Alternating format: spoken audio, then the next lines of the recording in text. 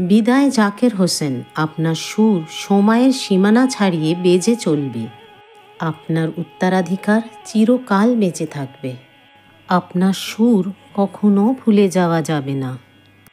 জাকের হোসেন বাবার পথ ধরে মাত্র 3 বছর বয়সে তবলা বাজানো শুরু করেন। মাত্র 12 বছর বয়সে প্রথম বিদেশ সফরে যান জাকের হোসেন। সঙ্গীতে ক্যারিয়ার গড়লেও জাকের হোসেন পড়াশুনো করেন অর্থনীতিতে। জাকের হোসেনের আসল পদবি ছিল কুরেশি, তবে তাকে হোসেন পদবি দেওয়া হয়েছিল। জাকের হোসেনের শিল্পে মুগ্ধ হয়ে পণ্ডিত রবিশঙ্কর তাকে ওস্তাদ উপাধি দেন। বেশ কয়েকটি ইংরেজি ও হিন্দি সিনেমায় অভিনয় করেছেন জাকের হোসেন। জাকের হোসেন 1983 সালে হিট অ্যান্ড ডাস্ট চলচ্চিত্রে আত্মপ্রকাশ করেন। তবে তিনি শুধু ছবিতে অভিনয় করেননি, এর জন্য সঙ্গীতও করেছিলেন। বলা হয় তিনি 7 ছবিতে আর.ডি. বর্মনের চরিত্রে অভিনয় করেছিলেন। সঙ্গীত পরিচালক হিসেবেও কাজ করেছেন জাকের হোসেন। অপর্ণা সেনের মিস্টার অ্যান্ড মিসেস আইয়ার তার উল্লেখযোগ্য কাজ। এছাড়াও ফ্রান্সিস ফোর্ড কোপলা আর বার্নার্দো বার্তোলুচির মতো পরিচালকদের সাথেও কাজ করেছেন। তিনি প্রথম ভারতীয় সঙ্গীতজ্ঞ যাকে তৎকালীন মার্কিন president Barack Obama all star global কনসার্টে যোগ দেওয়ার জন্য হোয়াইট হাউসে আমন্ত্রণ জানিয়েছিলেন। সঙ্গীতের প্রতি তার আগ্রহ এবং কঠোর প্রশিক্ষণ তাকে বিশ্বের অন্যতম শ্রেষ্ঠ তবলাবাদক হিসেবে প্রতিষ্ঠিত করে। সঙ্গীতের প্রতি তার অসীম ভালোবাসা, সৃজনশীলতা এবং সূক্ষ্মতা তাকে আন্তর্জাতিক মঞ্চে পরিচিত করে তোলে।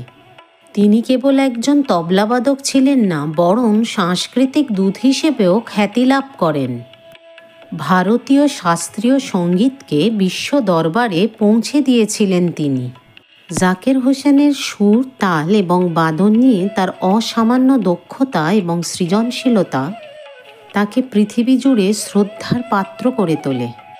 পশ্চিমী ক্লাসিক্যাল সঙ্গীত, জ্যাজ এবং বিশ্ব সঙ্গীতের ক্ষেত্রে তিনি অসংখ্য শিল্পীর সাথে সফলভাবে সহযোগিতা করেছেন, যার মধ্যে রয়েছেন জর্জ হ্যারিসন, জন ম্যাকলফলিন এবং রবিশঙ্করের মতো বিশিষ্ট শিল্পী।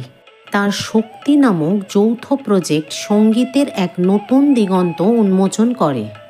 তবলার নতুন প্রতিভা তুলে আনতে তিনি ছিলেন নিবেদিত প্রাণ, যা আজও অনুপ্রেরণার উৎস হয়ে আছে।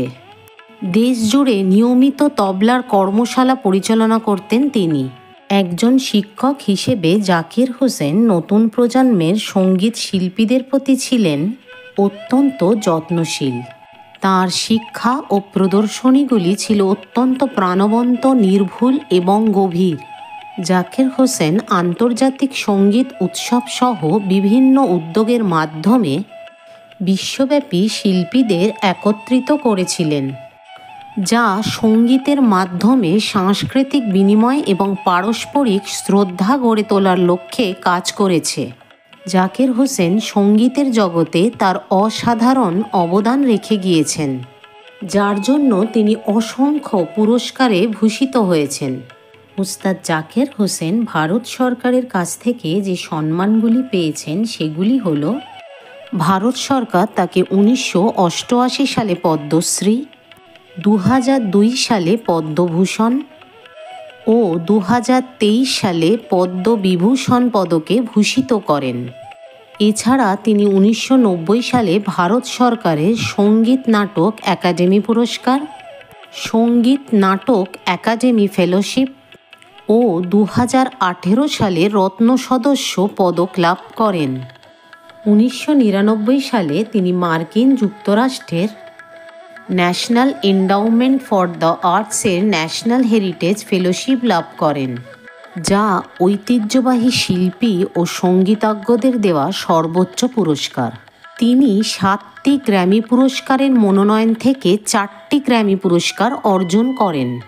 তার মধ্যে 2009 সালের 8ই ফেব্রুয়ারি 51তম গ্র্যামি পুরস্কারে সিকিরু অ্যাডিওপোজো, মিকি হার্ট ও জোভান্নি হিদালগোর সাথে তার যৌথ অ্যালবাম গ্লোবাল ড্রাম প্রজেক্টের জন্য সমকালীন বিশ্ব সঙ্গীত অ্যালবাম বিভাগে এবং 2024 সালের ফেব্রুয়ারি মাসে 3টি গ্র্যামি অর্জন করেন। 1951 সালের 9 মার্চ মুম্বাইয়ে জন্মগ্রহণ করেন জাকির হোসেন। প্রখ্যাত তবলাবাদক ওস্তাদ আল্লা রাখার জ্যেষ্ঠ পুত্র ছিলেন জাকির হোসেন। প্রসঙ্গত বলে রাখি, ওস্তাদ আল্লা রাখার বাবা ছিলেন একজন কৃষক। তার বাবা ভেবেছিলেন তার ছেলেও তার মতো কৃষিকাজে মনোনিবেশ করবে। কৃষিকাজে আল্লা রাখার কোনো আগ্রহ ছিল না, তার আগ্রহ ছিল সঙ্গীতে। 1971 সালে আমেরিকার নিউ ইয়র্ক শহরের ম্যাডিসন স্কোয়ার গার্ডেনে দ্য কনসার্ট ফর বাংলাদেশে সেতারবাদক রবিশঙ্কর ও বিখ্যাত সরোদবাদক ওস্তাদ আলী আকবর খানের যন্ত্রসঙ্গীতের সাথে তবলায় ছিলেন ওস্তাদ আল্লা রাখা খান। ফিরে আসি জাকির হোসেনের প্রসঙ্গে। জাকির হোসেনের কর্মজীবন ভারতীয় এবং আন্তর্জাতিক শিল্পীদের সাথে একইভাবে কাজ করে পরিপূর্ণ হয়। তিনি 1970-এর দশকে মার্কিন যুক্তরাষ্ট্র সফর করে অনেক বিশিষ্টতা অর্জন করেছিলেন। প্রতি বছর 150টিরও বেশি কনসার্ট করেন। সঙ্গীতের প্রতি ছিল তার নতুন দৃষ্টিভঙ্গি।